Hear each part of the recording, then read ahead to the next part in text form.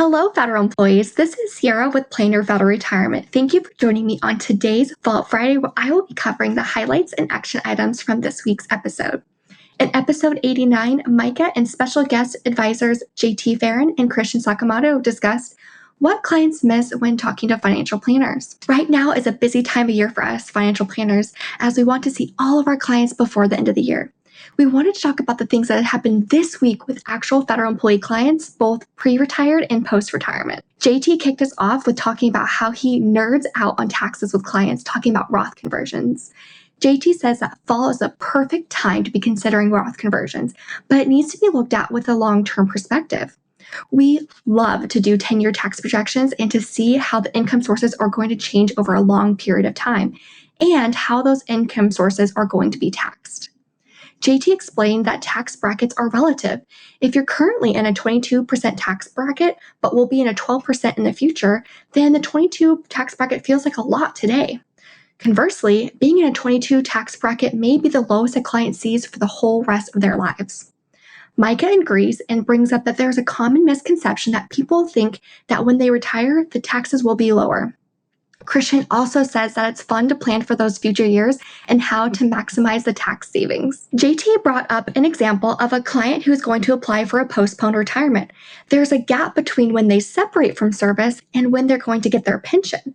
So they're going to fill that gap with after-tax money, and now we can look at doing larger Roth conversions, potentially $200,000, for example, and fill up that 22% tax bracket. JT says that once the pension and withdrawals from qualified accounts start, that's going to trigger lots of sources of taxable income, and in a few years, they'll be at a higher tax bracket than the 22%.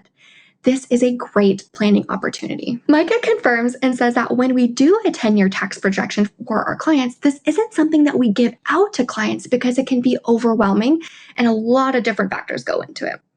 But we use it to see how the different sources of income are going to come in and when. Additionally, we know that the current tax laws are going to expire and get repealed to a higher tax rate. Not everyone is going to get to a higher tax bracket, but most of the listeners are going to go into a higher tax bracket in the next few years. It is a great tool, but we have to be careful as well. Micah asked Christian about how, when you do a Roth conversion, the taxes get paid. Christian cautions that anyone under 59 and a half years young won't be able to pay the taxes from the conversion itself. Using the example of a $10,000 Roth conversion and being in the 22% tax bracket, if you were over age 59 and a half, then you can take out the $2,200, which is 22% of $10,000, and you can have taxes paid from the conversion itself. And then the difference would end up in your IRA. So that would be $7,800. If you are younger than the 59 and a half, you can't do that because it would end up being an early withdrawal penalty, and we would have to find a different way to pay the taxes. This can be done with a non-retirement investment account or paying the taxes as an estimated tax payment using a checking and savings account. Micah brings up that the TSP does not allow in-plan Roth conversions, and this is something that could be a great benefit, but is not currently allowed. Additionally, we need to be thinking about survivor benefits and what the survivor income is going to be. When one spouse passes away, you may only get half of the pension and only one Social Security benefit, not two.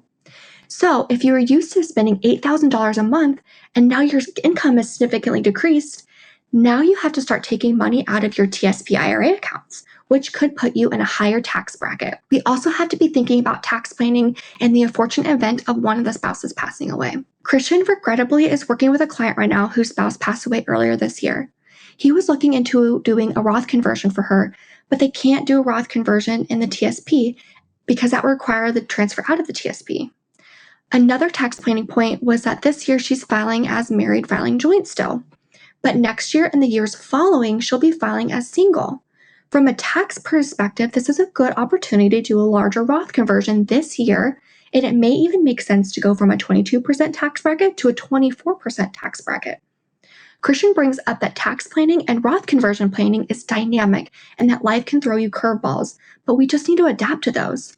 This is something that they weren't planning for, but they are going to make the most of it. Micah says that losing a spouse is the most traumatic thing, but the other things we look for with doing Roth conversions are if the markets are down. For example, last year the markets are down 20%, and who knows how much they're going to be down this year. However, it's a great time to do a Roth conversion when they are down. Micah switches gears to talk about the reasons not to do a Roth conversion, since we do talk a lot about the reasons to do a Roth conversion. Micah starts us off with the easiest reason to not do a Roth conversion, and that's if you cannot pay the taxes on it. JT adds that another reason not to do a Roth conversion is if you're on the edge of jumping to a higher tax bracket. Jumping from a 22% to a 24% isn't that big of a deal as jumping from a 24% to, say, a 32% tax bracket. Another reason JT brings this up is that you have to watch out for Medicare and the IRMA thresholds. It may or may not make sense to trigger a higher Medicare premium. Micah adds that another reason is that it could affect your premium tax credit. Maybe you've done a postponed retirement and you don't have FEHB right now, and you're getting a subsidy on your health insurance. If you do a massive Roth conversion, that will mess up your subsidy. Christian brings up that he was meeting with a client this week who is 73 years young, and they were looking at taxes over the next 10 years. He has a good portion in Roth, but he's still got a good portion in pre-tax accounts too. His income isn't going to be higher. In fact, it's going to go down a little bit. With the RMDs he's getting now, he's at the top of 22% tax bracket. If they did a conversion to the top of the 24% tax bracket, it just didn't make enough sense for them to do that. Micah also mentioned that we hosted our in-person seminar last month. Someone asked, why not just convert all of my money into the Roth? Micah brings up that we are in a progressive tax system. As you make more money, you pay more in percentage that you pay in taxes. You may end up paying more in taxes than you have to, and that's where it doesn't really make sense to convert everything to Roth. Micah also says that sometimes his gut says, yes, it makes sense to do Roth conversion, but like when he was working with a client earlier this week, he put pen to paper and factored in everything that's going on with the client, and it turned out to be, no, it didn't make sense for them this year.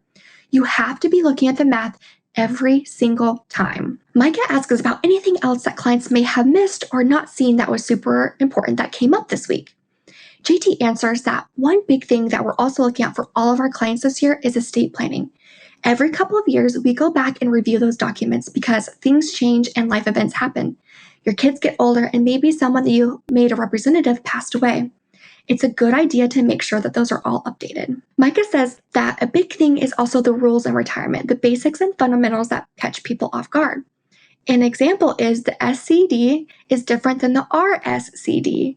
What is a qualified service? What time counts and what time doesn't count towards retirement? Also, how do you effectively do a separation of service?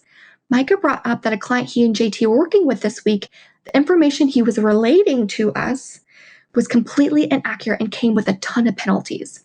It's important to understand the rules and the consequences of your retirement. Christian mentioned that there's a difference between a Roth conversion and a Roth contribution. A Roth conversion is taking existing dollars, for example, in an IRA account, and moving them into a Roth account. On the other hand, contributions are putting money into the Roth account, which has a dollar limit. Currently, it's $6,500 if you're under the age of 50, and if you're over 50, it is $7,500. Contributions also have an income limit and phase-outs. This podcast is all about action items for our listeners. Micah's action item is to know the rules of your retirement, not your friends, and not what your friends think about what your retirement is. Christian's action item is to put money into Roth. If you're still working, then looking at putting a portion of your TSP contributions to the Roth TSP. There is a caution that it will increase your taxable income. JT's action item is to review your estate planning documents and make sure all the representatives are who you want them to be.